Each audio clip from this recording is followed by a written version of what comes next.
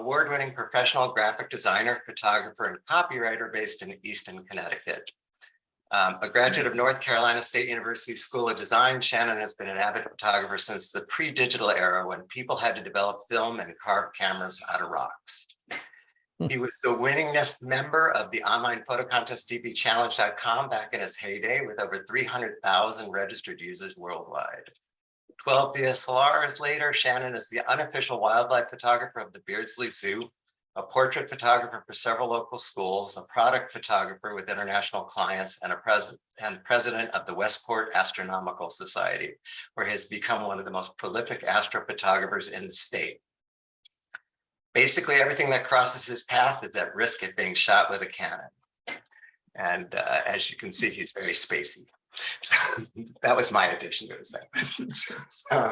Anyway, Shannon, I'm sure you'll enjoy it. Shannon's very good at topical type contests himself, and I'm hoping he'll show a couple of his photos that are related. And I do encourage everyone to go to his website and look at his photos because they're quite incredible, clever, and well done. So anyway, thank you, Shannon, for participating and for judging. I appreciate that. No problem. And I'll turn it over to Sean. Okay. Let me get my screen share up going here.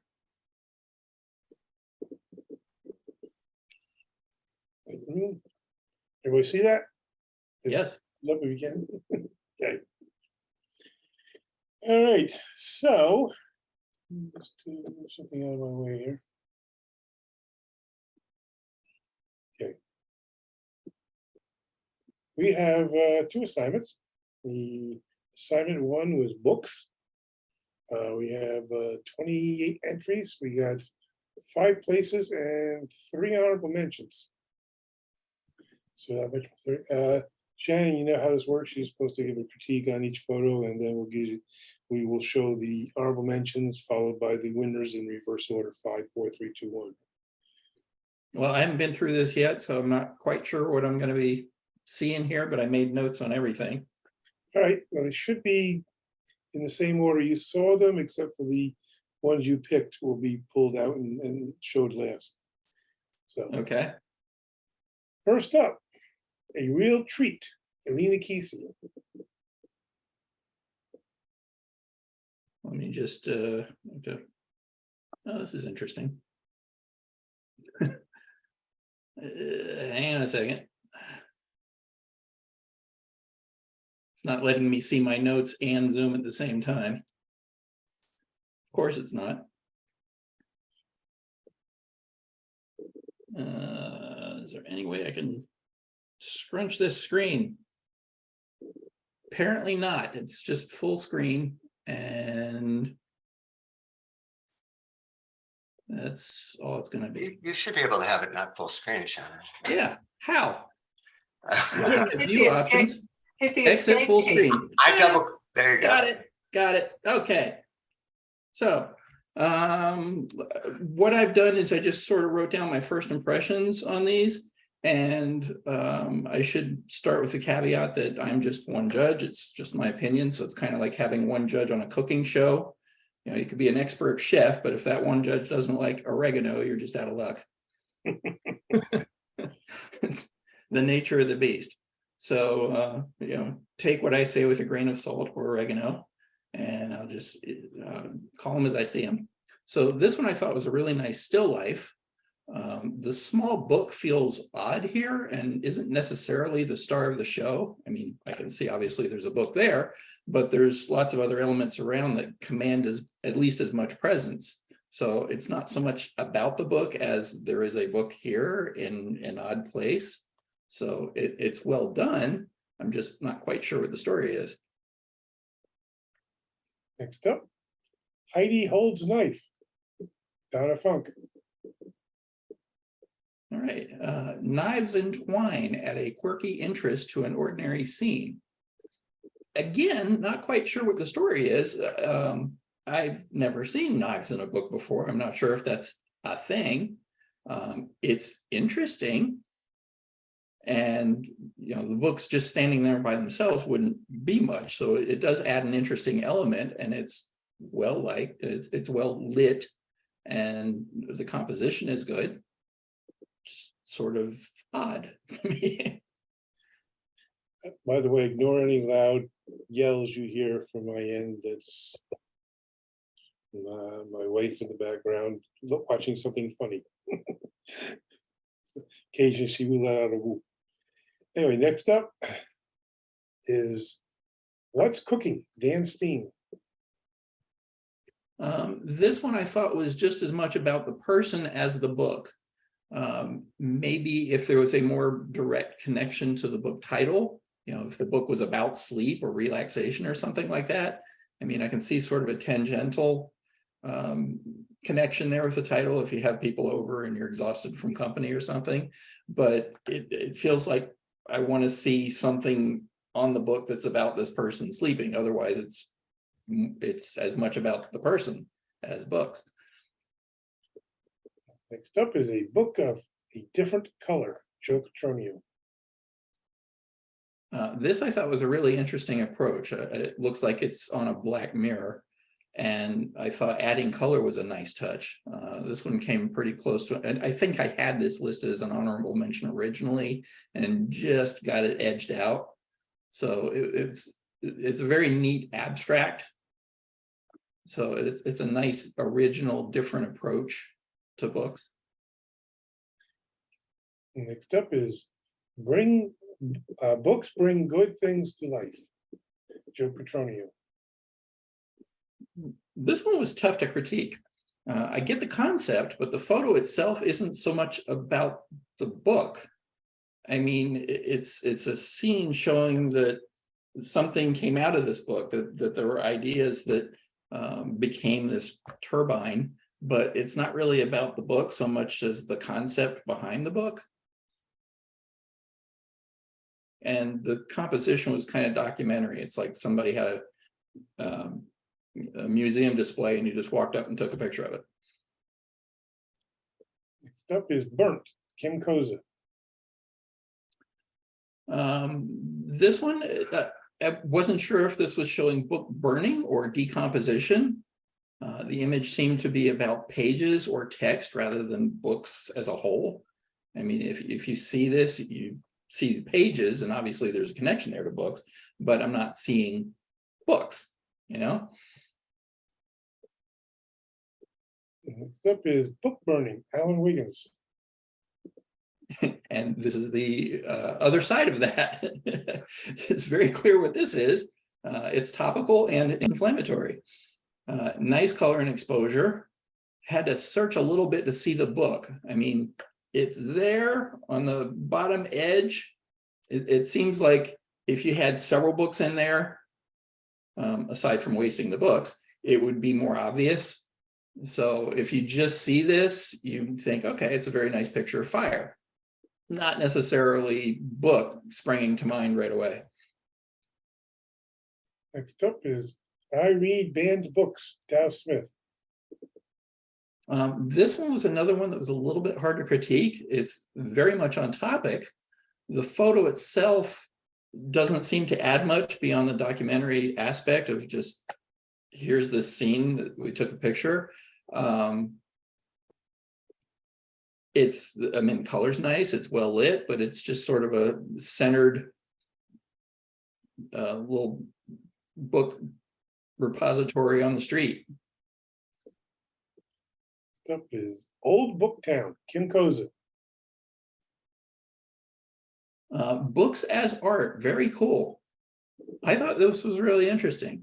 I'm not sure if I'm looking at a photo of an existing painting. I was trying to decipher if this is art that exists, that's a picture of that art, or if it's a photo composition together. I mean, the books on the top make it look kind of like a photo composition. Then on the bottom, it looks more like a flat painting overall. So I thought it was an interesting approach. Kind of difficult to figure out photographically what I'm looking at. Next up is Capturing Memories, Linda Thomas Sewell. Okay, this one wasn't quite sure how to judge it. It's clearly within the topic, I mean, you have the books there, but if you asked a stranger what this photo is about, would they say it's about books or was it about the dog? I mean, if you walked up to somebody on the street and said, what's this photo about? Probably not going to say books. They're there, but it's more about the dog or the story of the dog's life. Next up is Prayer Book, Linda Thomasillo. Here, the lens flare added to the book is the literal highlight of an otherwise kind of ordinary composition. So you have the lens flare in the center of the book on the cross here. And what I thought might be interesting is, what if this was rays coming from a stained glass window shining on the book? That could have been awesome. But here it seems kind of plain.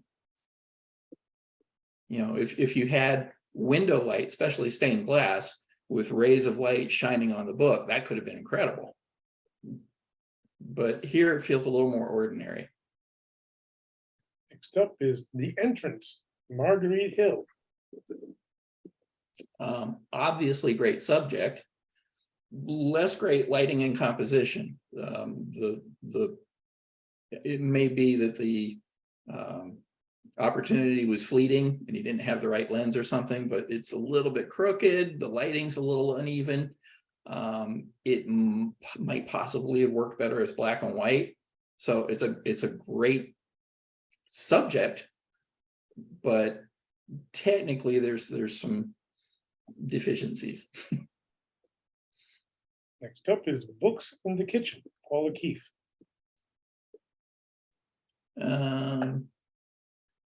Another shot of knives and books. Did I miss a new fad? Obviously, this is first impressions, but I came up on this one. What's the deal with knives and books? This is the second one I'm seeing. Are we stabbing cookbooks? Is the cooking that bad? So here we have I don't think this photo works quite as well as the last one. The direct composition and color cast is a very obvious yellowish red color cast here, and pretty sharp shadows in the background from a flash. So it takes away a little bit from the promising still life, or I guess with the knives, it's still death. Next up is Books Are for Getting in Trouble, Phil Levo. I thought this was a terrific idea. The colors and clutter are big distractions that take away from a great idea. If this was shot from a low angle to make the books the star, like if you're down at foot level and shooting up with the books front and center, that could have been amazing. And a less cluttered setting, maybe they're reaching for a cookie jar in the kitchen, so you don't have all the other colors and distractions around. But the idea I thought was great. Next up is The Library, Ray Henderson. My comment to myself here was all books and no story. A technically competent photo that meets the topic but doesn't do much else. If it's just books, they're there. Maybe with some motion blur, or add a person or some other thing in there to make a story out of it. So yes, it meets the topic, but it's just, that's all it does to me. Next up is Backyards to Ballparks, Rich Shribeston. This one I thought was a good opportunity that felt a bit wasted. Maybe some eye contact with the author, or the author doing something, balancing a book on a fingertip or something, black and white. It seems like this is a situation where a person just walked up and took a snapshot while he was doing his thing, and it wasn't really arranged or designed as a photo. So, I mean, the opportunity is great. I just wish he was doing something, or there was something more to the photo to take advantage of it. Next up is Wash, Dry, Read, Rich Shribeston. This was a nice find, but the photo doesn't exactly suggest books as the subject. If it wasn't for the title, it's just a picture of a laundromat. I think a shot of somebody reading in the laundromat could have been amazing, or in some way, you know, books on a chair where you're focused more on the books with the laundromat in the background or something like that could have made it more obvious, but it doesn't feel like it's about books here. Next up is perfect for pressing flowers. Sally Wise. Wilson, I'm sorry. Okay. This one, the photo itself's okay. The lighting composition is a little tough because it just looks like objects floating on a black background, especially the shears on the right where you can't even see all the shears. But I have a serious question on this one. How does somebody have a book called Wreath Recipe Book and not shoot a picture of somebody reading that book in the kitchen with branches in a pot? You've got a wreath recipe book here. That is a guaranteed winner if you have a kitchen photo of a chef making a wreath with the recipe, reading that book. So I think that was a miss. Next up is Reading Nook, Sean Sullivan. Okay. Nice find. Yeah, nice find. The photo doesn't exactly suggest. Oh, wait a minute, I'm on the wrong one. Oh, great location, but there's a harsh blue light. There's a bluish tint to it, and there's no story element. You know, I like to see some kind of activity or action or a person in here doing something or something happening. Otherwise, it's just a static scene of a place. There's no story or something to follow. You know, some concept to it. So it does obviously meet the challenge. And the other thing is the color, because of the blue cast, might work better as black and white, because otherwise the color takes away rather than adds to the photo. Next up is Color Wheel, Thomas Whitmore. Interesting idea. The different book heights, black books and figurines distract from the effect. So I see there's a rainbow here, and the title suggested that. I wonder if maybe just a simple crop where you cut off the top of the books and the black ones on either end, so you have a literal rainbow there, and you know, maybe even just call it Reading Rainbow, which is a known phrase. Okay, honorable mentions. First up, Books Are for Drying, Sharon Silversmith. Okay, now bear with me. I'm gonna have to go through my list and find some of these since they're not in order this way. Well-composed still life makes a good impression. The angle and the lighting add to the photo, so that you know it's not just a straight-on shot of the books. You've got the dimension and the 3D effect of the pages turn, and you're looking at it from an angle, so it adds a little more to it. So I thought this was nicely done. Next honorable mention, Shelf Sitting 101, Neil Shapiro. Neil. Let's see, which one is this?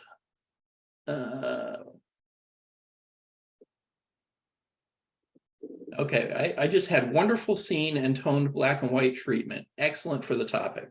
So I thought this was really great.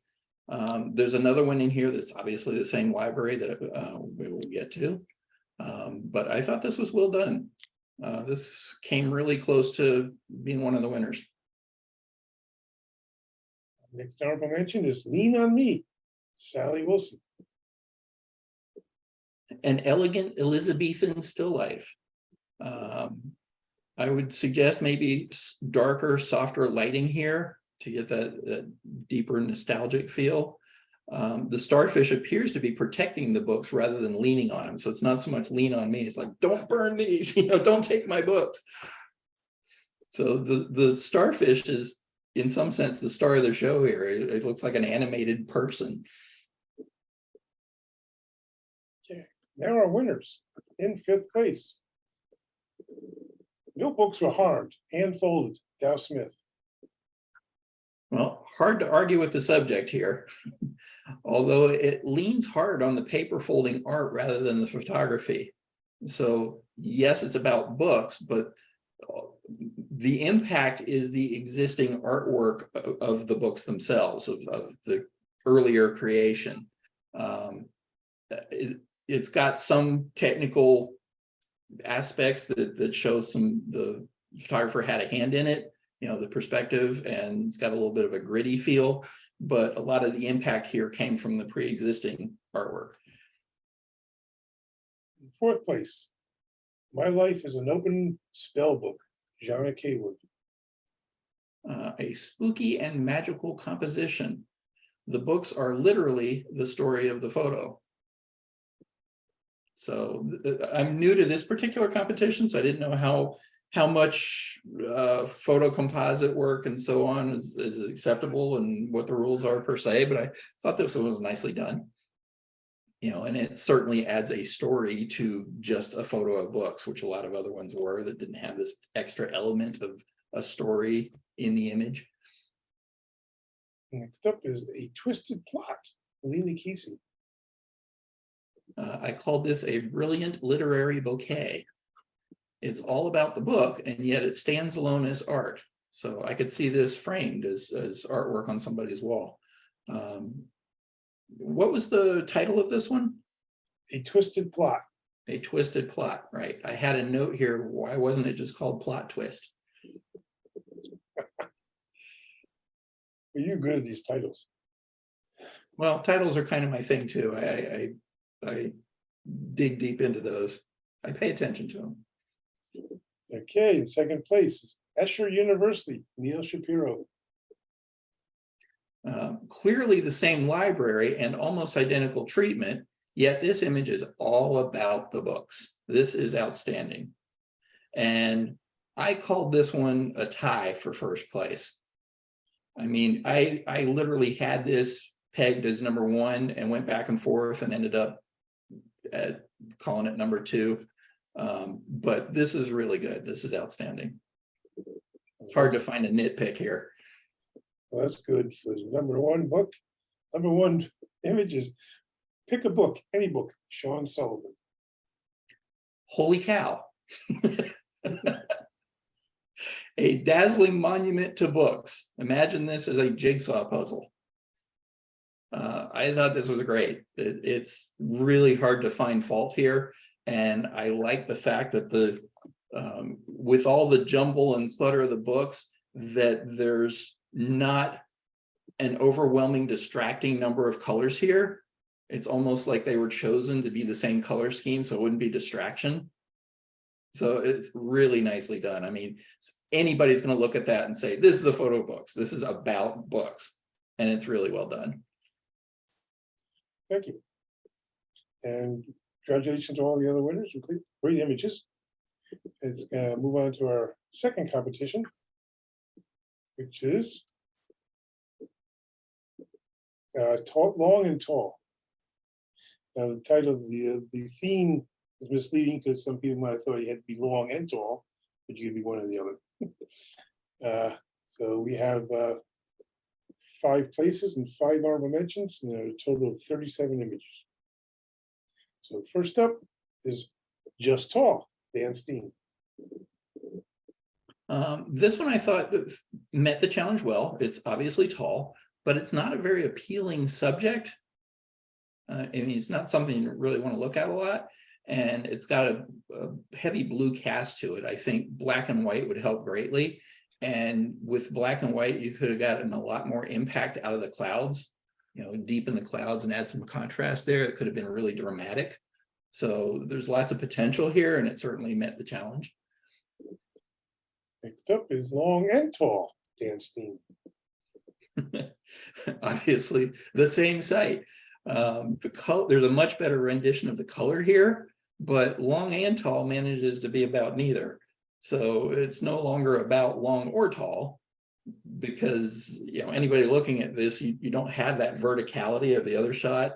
So by going for both, we've managed to arrive at neither. And maybe could have looked up from with this tower here, with this tall building, if there was a way to get closer, I think either person or either photograph could have benefited from getting real close to that tower and shooting up from below, because you could have gotten a really strong sense of height there. Next up is long reflection, tall tree, Donna Funk.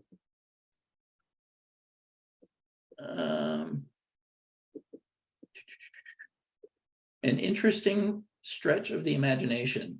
Seems a little bit tilted left, and busy details distract from the subject. So this is an imaginative take on the subject. I'm not sure that anybody would see this and think long or tall, but it was an interesting take. Next up is the Great Dune, Lena Kesey. Beautiful scene and composition, missing a bit of contrast.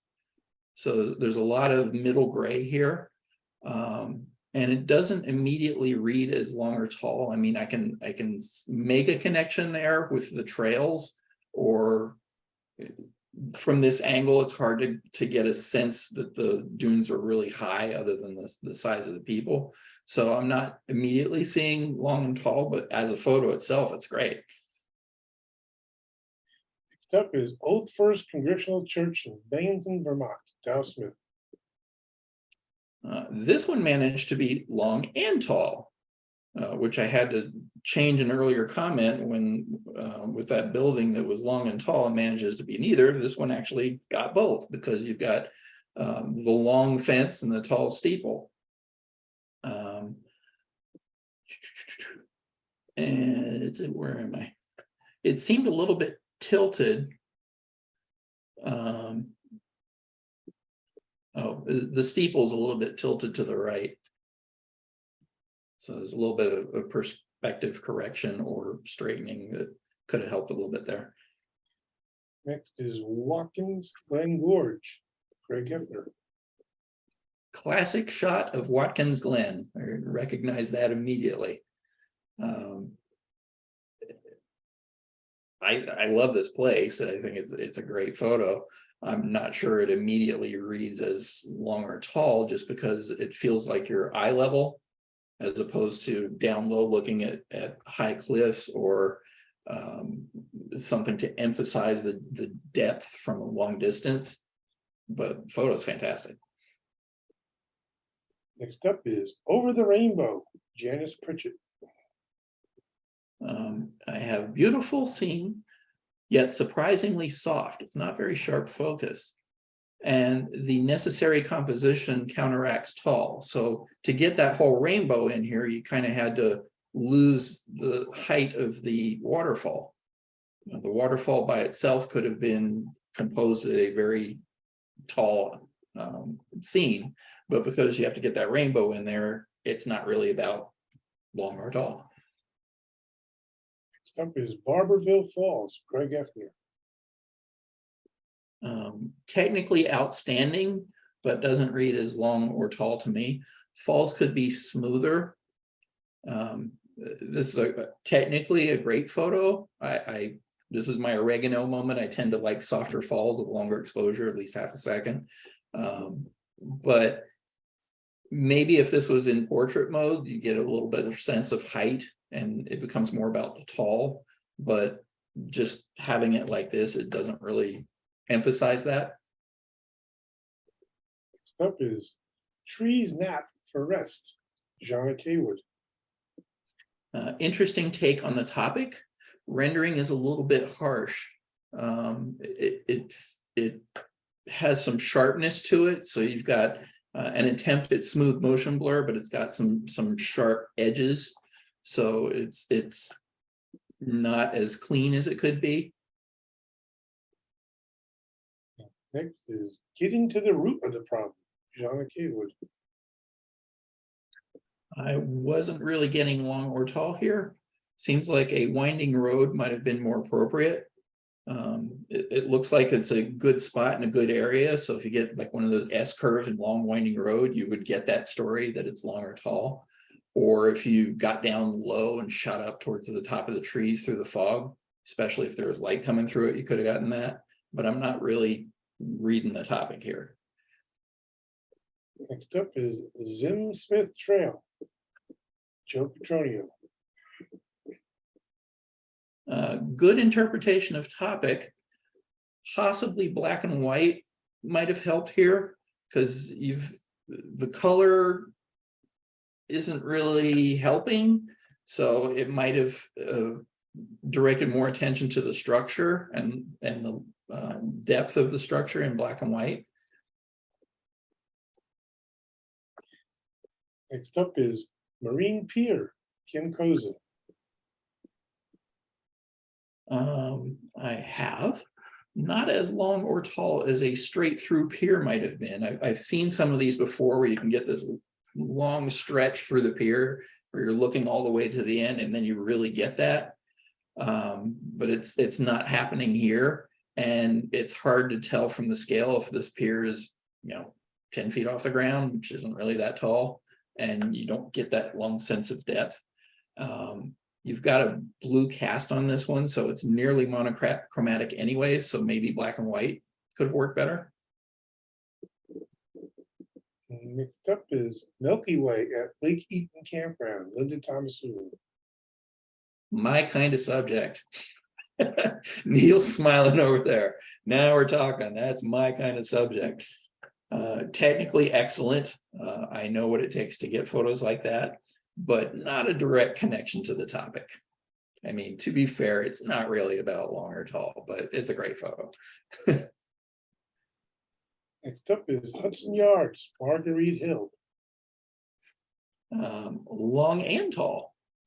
Oddly tilted, it's more so on the left side than the right, and maybe better suited to black and white. The color's not really adding here, so it might be detracting.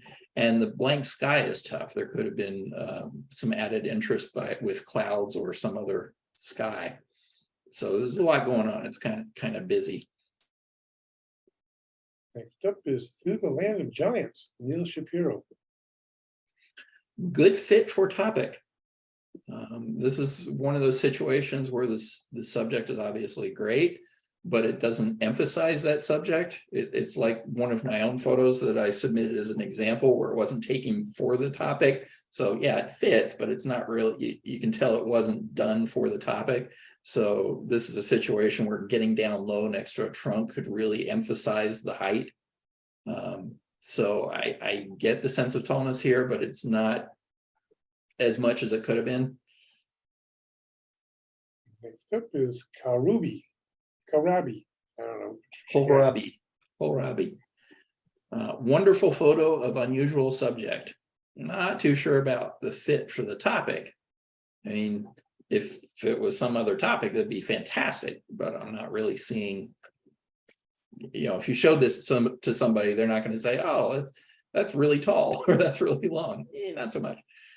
But the photo is wonderful on its own. Next up is Along the Path, Paul O'Keefe. Okay, this seemed like a tight composition that was a forced attempt to fit the topic. It's constrained to vertical almost artificially. There's some nice appealing color to it, but the contrast is harsh. Next up is Reaching for the Sky, Phil Olivo. A different take with interesting color, although the subject's kind of not particularly interesting.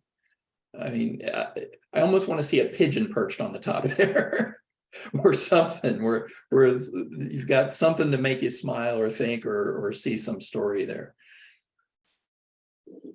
Next up is Tall Father's Day, Rich Schreibstein. This felt like a lost opportunity to me. I'm not really getting tall. If you had the camera down low, so it's a child's perspective looking up, you could have had something amazing there. You're looking at a father figure or something. So at knee high, you're looking up at this very tall person. But from here, the guy could be 5'4". I don't know. Next up is Trash Can Alley, Rich Schreibstein.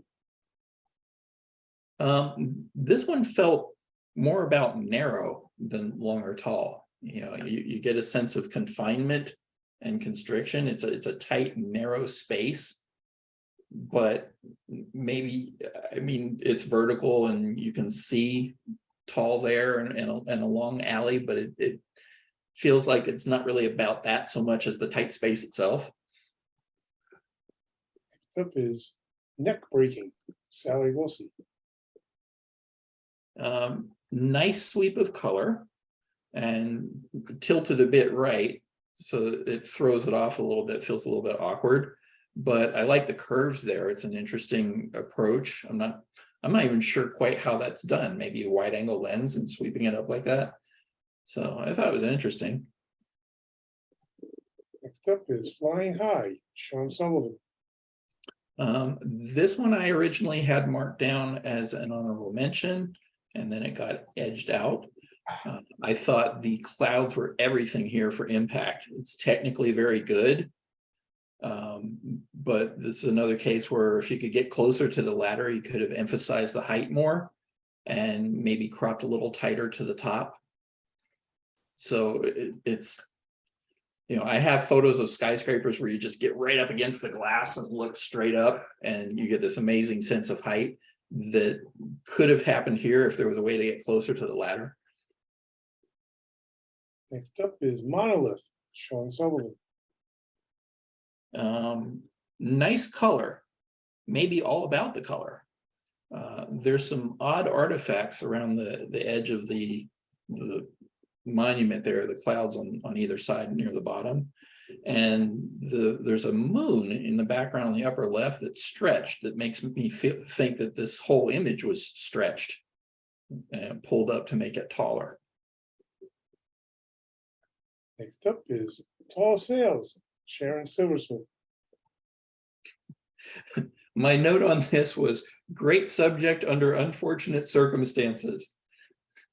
I think the photographer didn't really have control over the weather or the distance.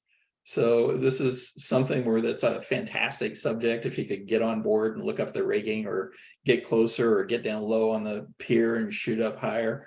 And obviously the gray day didn't help anything, but it is a great subject with a lot of potential under the right conditions.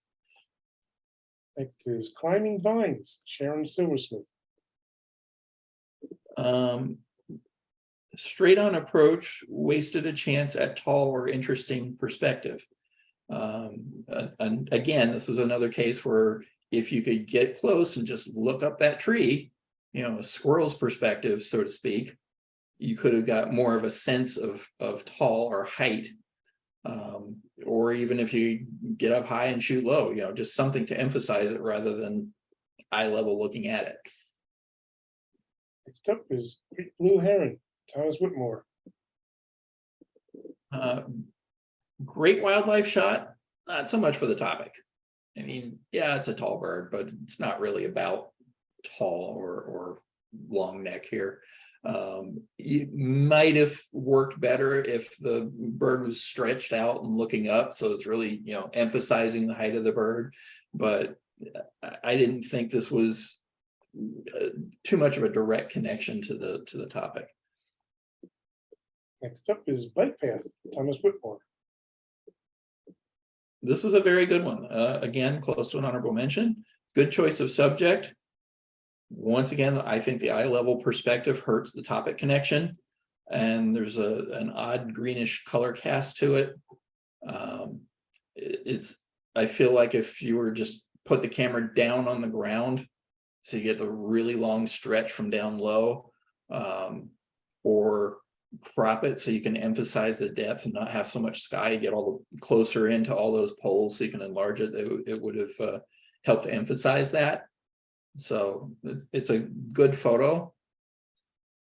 I call it an almost. Honorable mentions. First up, Window Washer, Alan Wiggins. Nice verticality and good choice of black and white. The bucket, the pole, and the rail, all at the edges seem to make it feel cramped. So you've got that background stairs and the bucket are right up against the edge, and the pole itself is right up against the edge.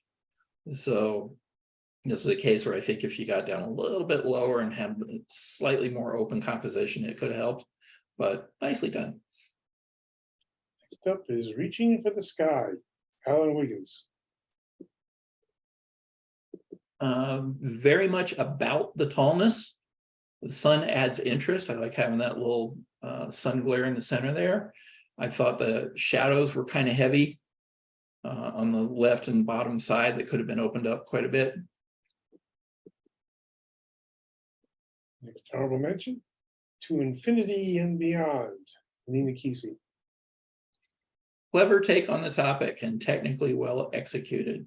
I couldn't tell if this was a night shot or polarizer or reversed or what, but I can certainly get the sense of tall, and it's an interesting image. It's again like the book with the pages folded. It feels like something that you could frame and have in an office or something. Sort of Ansel Adams take on a telephone pole. Next honorable mention is Going Up, Kim Koza. Very good take on the topic, but it felt sterile to me. A head or a foot peeking over the top might have told more of a story.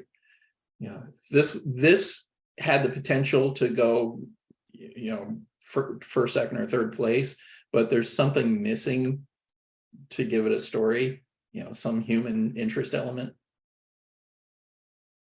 Next up is Dizzying, Sally Wilson. Does give a little sense of vertigo.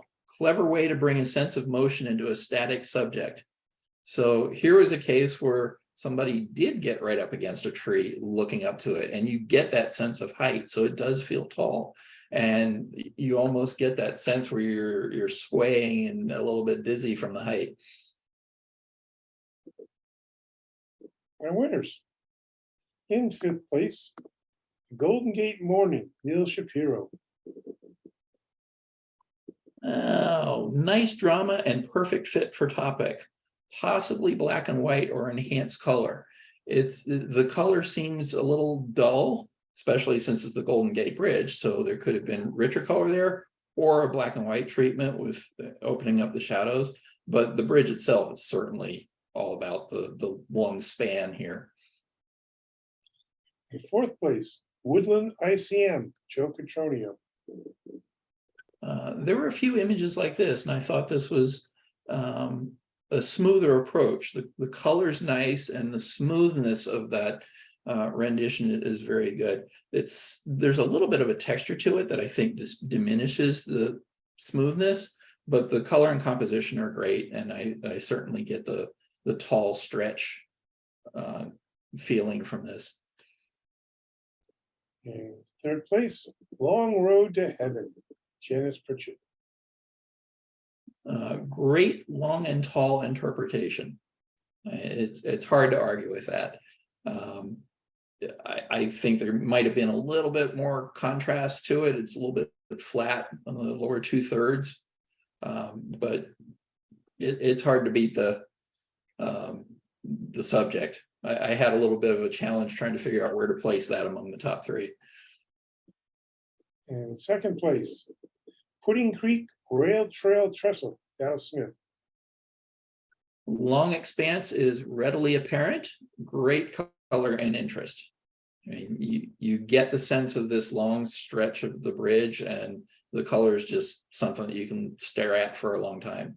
So it's an interesting photo. It's fun to look at, and you do still get that sense of length.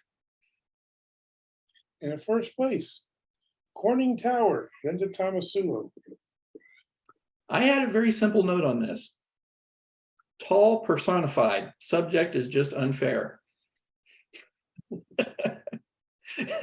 From my own days in contests, I love coming across scenes like this where you're like, okay, I win. Everybody else go home. Because this is very much all about Paul. It's hard to top that because of the height. Very good. Congratulations to our winners. Great images, everybody. Thanks, Shannon, for your input. It was very much appreciated. Sure. We stop sharing here, so if anybody has any questions, you may unmute.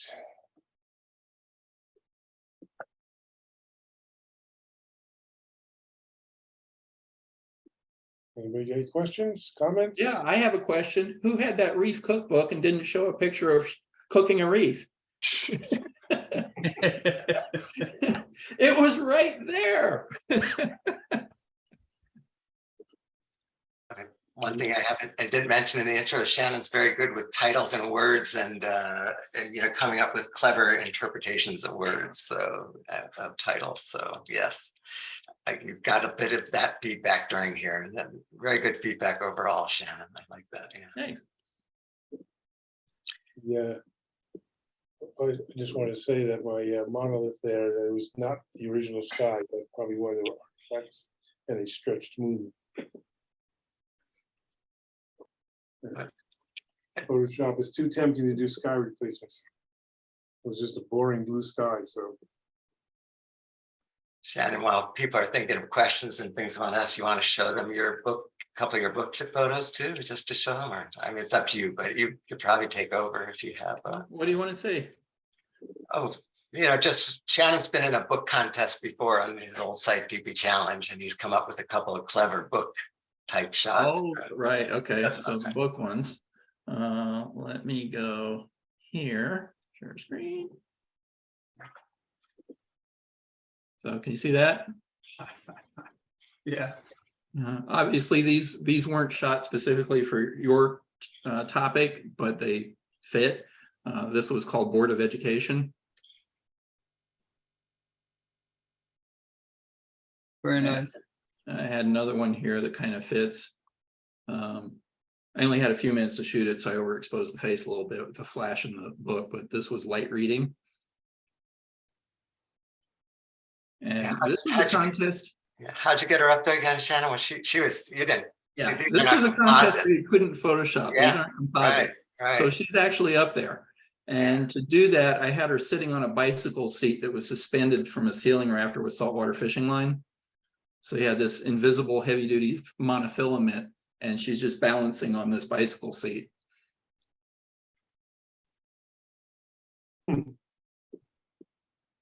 you don't have to stick to books. Show them some of your other favorites. I mean, I'm sure Okay. people would enjoy it.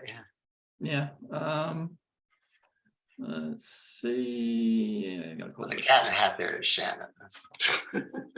Yeah, that's me. Obviously, the topic was Dr. Seuss. So this was one of those, just like the tall skyscraper, where you shoot this and you go, okay, I win.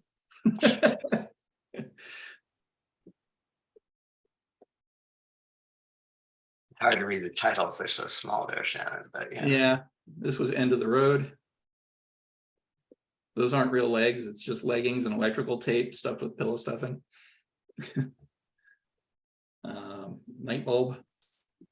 Athlete's foot. Airhead. So again, these aren't photo composites. So in this one, I stuffed a pillow under the shirt and cut holes in the back of the sleeve so I could stick my arms through. And then I'm hiding behind a black fabric background. 2 strip lights for the eyes. Yes. 2 strip lights for the eyes. Let's see, got water, Pandora's box. The topic here was 1 becomes 2. So that's just not fair. And yeah. Under the weather. Couldn't find a good location for it, but I thought the idea was cool. There's a hose behind her on the ground that's shooting directly up into the umbrella, so the water comes out of the umbrella. Etched. That's actually drawn on the Etch-a-Sketch with the knobs. I know it is. The daring escape.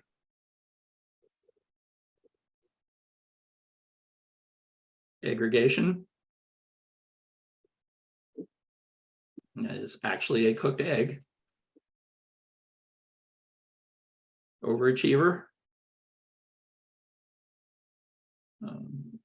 How'd you do that one, How did Shannon? you do that Yeah, without Photoshop? I don't remember how you did that, Shannon. Yeah, that's a real ant. It is alive, and those are real crackers. The crackers are mini Ritz crackers that are glued together with hot glue and then glued to a coat hanger that's holding them up from behind. Okay. So I just put the ant in the fridge for a minute to slow them down and then stuck them underneath. Very What's he cool. on? A cake? Huh? What's he on? The red stripe thing? Oh, it's a tablecloth. A tablecloth. Yeah. I wanted to redo this at some point with a checkered tablecloth, but didn't have one at the time. It almost looks like a cake. That's what I said. Yeah. Yeah, I guess. Off the wall. So this is a cardboard with old timey wallpaper on it. And then I cut a hole through it to put the frame on. So it's just a hole through cardboard and she's standing on the other side.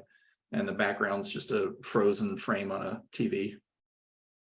The refresh rate made that weird pattern. World peas. So oversized fork with Play-Doh balls that are painted with fingernail polish to make the worlds. The Apprentice. Scourge. I think the topic was spam or something like it. Yeah. Yeah. Light rock. This is a block of florist foam that I cut up to look like a rock and then sprayed it with that stone looking paint. So then it's just suspended from, my wife had a pole with fishing line holding it up from off screen. Food coloring, obviously a banana. Drain pipe creatures. This is one of the rare challenges where we actually could Photoshop. We were allowed to use type. So we're permitted to Photoshop type on there that had to start with DPC since it was DP challenge. So the object was to have a album cover with the initials DPC. So this is a Coyote squash with Play-Doh and a couple of eyes from a stuffed animal. Hold on to your hat. So he's standing on a plotter print of sky. Emotional outlet. That's corn syrup, and the outlet was live. Living on the edge there. Biotechnology. All this stuff is just held together with my hand. It wasn't glued or attached or anything. So I spray painted a ear of corn chrome and glued circuit boards to the back of the leaves and had some copper wire from old phone cable. And I'm just holding it all together with my hand. Terminated. Neil, do you remember how I did this one? No, No? no. Tell me. This was fun. I got a $1 mask and a $2 plastic hand from a costume store. And I put them in a trash can lid and filled the lid with water and then just sprayed chrome paint over everything, which floats on the water. So then everything's chrome. And then I had colored paper on either side to make those colors. I should point out that that probably 80% of these won the contest that they were put in, yeah. If not more. Yeah. Probably. Luck of the draw. These were real 4-leaf clovers, and I just desaturated some of them. And because there's such a strong veining in there, the desaturation ends up looking like illustration.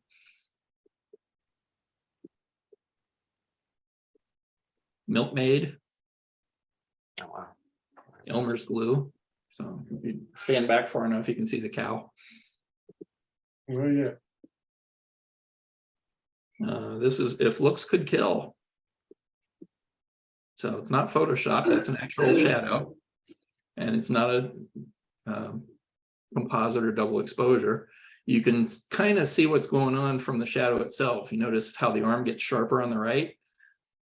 It's because that's closer to the background. It's a cardboard cutout shaped like an arm and a knife that's taped to her back, sticking straight out behind her. So from the side, you get the shadow. Peep show.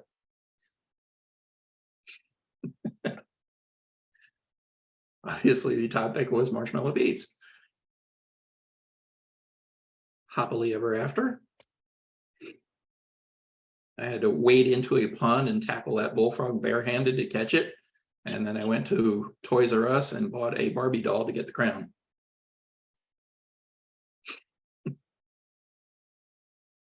By the way, just so everybody knows, if you tie a crown to a frog with a twist tie, they freeze. They're totally embarrassed by this and they will not move. This was an interesting one. The topic called for an odd collection of items. The image had to be square. You had to include white cloth, a vase, a body part, and a belt. So I called this one serpentine belt.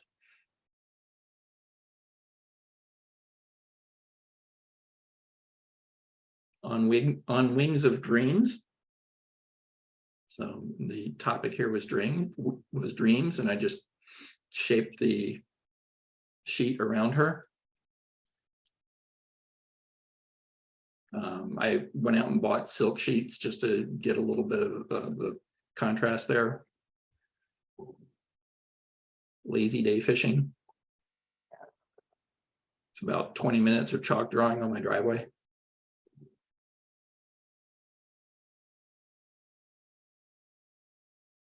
Photorealism. Can't say I love the title, but I thought the concept was interesting.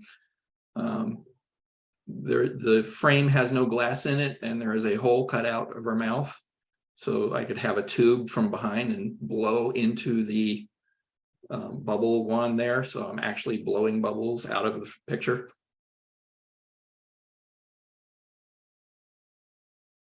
Arabian Flights. Another plotter print trick. It's just a plotter print with a rug sitting on top of it. And then I was up on a ladder shooting straight down.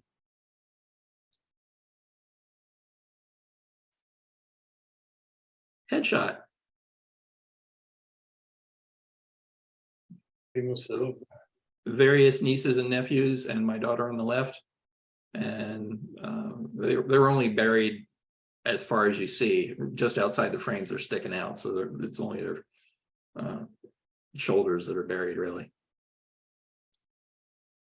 And that was just a snapshot with a point and shoot camera. Down motion.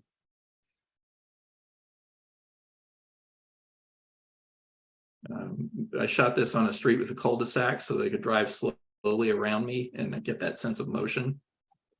And then 2 doors down this street, there were a couple of dogs that we knew, so we went over and the dogs freaked out at her. They were barking like crazy at this strange dog. Gray Delicious. Yeah, you get the idea. There are many more. It just emphasizes that we need more topics for our challenges, our contests. Yes. And nowadays I'm doing stuff like this. So that would actually potentially fit for tall as a challenge. It's not really about tall, but it fits. I might have squeaked out a 5th honorable mention with it. Oh, great, Shannon. Appreciate that you showed everyone that. Hopefully they enjoyed watching it. So Sure. Thank you for sharing. It was great. Anybody have any questions, comments before we leave? No? Okay. Don't forget, get your images in by Saturday night for the general monochrome, and see you next week. thanks again, Shannon. All right. You're welcome, Shannon. Great job, everyone. I didn't have to tell anybody to sell their camera. Yep. Have a good night, all. Good night.